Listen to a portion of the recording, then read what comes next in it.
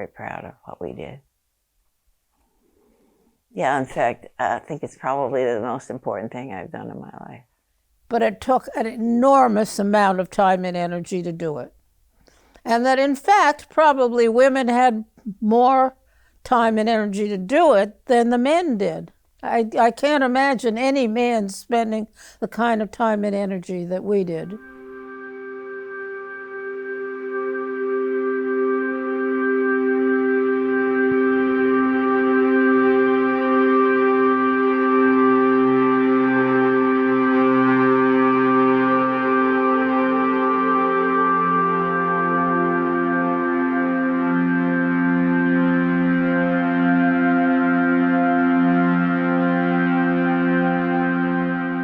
In 1963, my husband and I bought a house at 140 Chestnut Street with our newborn daughter.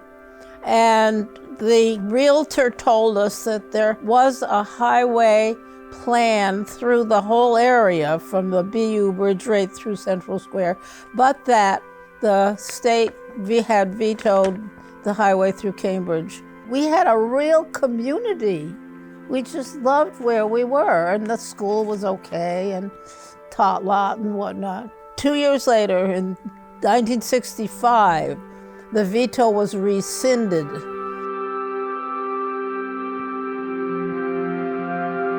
I went into action. I was an action sort of person with an enormous amount of energy, and in spite of 2 little kids. We found this house on Acorn Street it was $18,000. It was wonderful. It had a backyard. It had a neighborhood in that the person next door babysat for $1 an hour. And then ANSYS came by and said, "Hey, you know what's happening? Sign my petition." And not only that, let's make our places look like they should be saved. ANSYS was my leader, and I was her follower, and I followed her anywhere. I mean, I was a social person, and I just loved meeting people, and that was how I did it. Knock on the door. "Hi, they want to build a highway. Will you sign this?" We collected 1,500 petitions of residents and business owners along the route. That did not include MIT or Harvard. Early in 1966, we marched with kids. It was listed on the newspaper as housewives and kids marched to the State House with signs that Cambridge is a city, not a highway. On February 28th in 1966, I had nailed the petition to the wooden doors of City Hall with my daughter Becky on my back. So you're saying, Rebecca, it would happen here? We'd be underneath it. Underneath the road here? Yep. And you're saying this would have been parking underneath? Parking underneath. So this would all be gone. This big building would not be there. Not be here. That wonderful building would be gone. All this would be underneath. Under this would be underneath. McDonald's for sure would be gone in the Middle East. The bank would be right in the middle strip. That's where. This would have been the middle of the road? This right here. All that way would have been just one side? Right. That's ginormous. In May of 1967, we took 2 busloads of family and children to Washington, D.C. We sang a song on the bus. Cambridge is a city, not a highway. They will never build roads through our homes. We are going to stop that highway by Washington in Washington. I would never have done it without ANSYS. She would have done it without me, but I wouldn't have done it without her. I would have found somebody. she would have. I would have found somebody. She would have. January 25th, 1969, there was a massive march from City Hall to the State House with Mayor Ackerman riding a horse.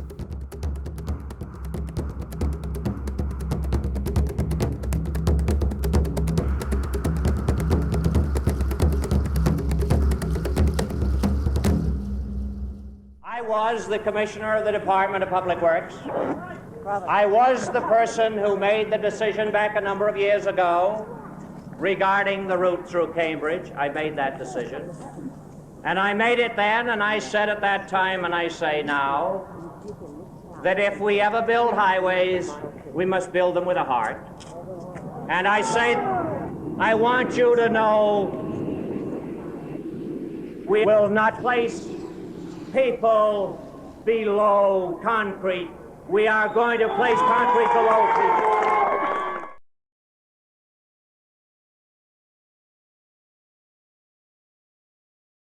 So the churches were serious players in this. Right. Behind us. Not ahead of us, but behind us. Right. Nobody was ahead of Anstis. An area of 15,000 residents. This road will go right through the middle of it. The one person who really stands out is Barbara Ackerman, the mayor who rode the horse. She was as important a player as any politician in Cambridge. The women really carried this movement. Of course. Did you just figure that out? They were all women and children. There were some pictures of men. There were a few men, but it was the women. Why women? Because we were all frustrated having young kids at the wrong age. We didn't. No, because it was a really good cause, and it was really something that had to be done. It was our families and our community that was being destroyed. But that sure built community. Purpose. It was a very important purpose. No doubt, purpose. In 1980, there was a mural painted on the back of what was still then the Stop and Shop on Memorial Drive, and it had a whole bunch of residents shaking our hands.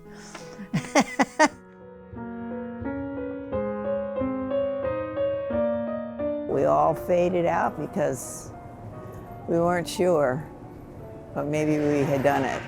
That's why this is good. That's why when I came back and tried to get in touch with Anstis and I got Steve when I was Googling.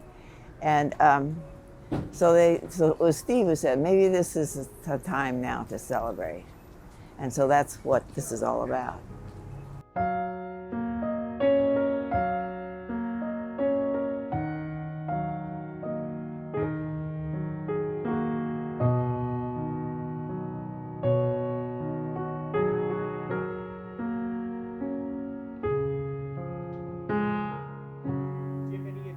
To activism today? Go out and do it. Don't let somebody else. Go do it. Get it.